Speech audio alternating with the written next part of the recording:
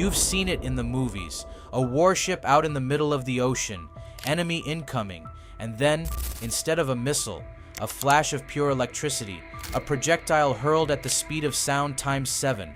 No explosion needed, just raw, terrifying kinetic force. It looked like the future. It sounded like science fiction come to life. And for 15 years, the United States Navy genuinely believed they were building it. They spent $500 million trying. And in 2021, quietly, almost embarrassingly, they stopped. No battle, no enemy, no dramatic last stand. The railgun just died in a lab. This is the story of the most ambitious naval weapon America ever tried to build. The one that was supposed to change everything. The one that changed nothing. The dream.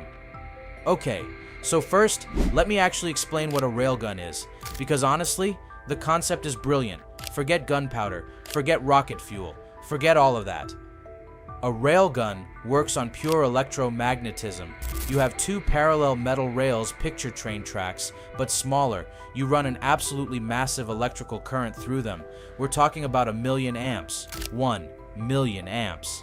That current creates a magnetic field so powerful, it literally throws a projectile down the barrel and out the other end. How fast? We're talking Mach 7. That's 7 times the speed of sound, about 5,400 miles per hour. For comparison, a bullet from a standard rifle, Mach 3. A typical naval shell, Mach 2. The railgun blows both of them out of the water, literally. And here's the beautiful part.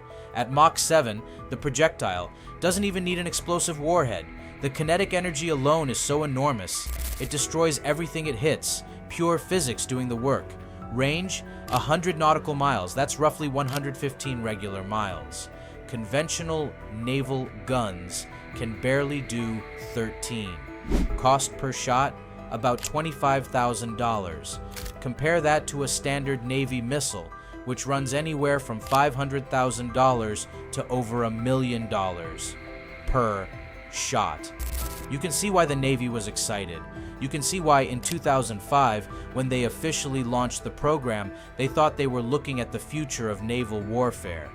Velocitas erratico, speed kills. That was the program's actual Latin motto. They weren't wrong about the speed part. The promise.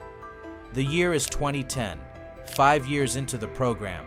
At a naval weapons testing facility in Dahlgren, Virginia, engineers gather around a railgun prototype.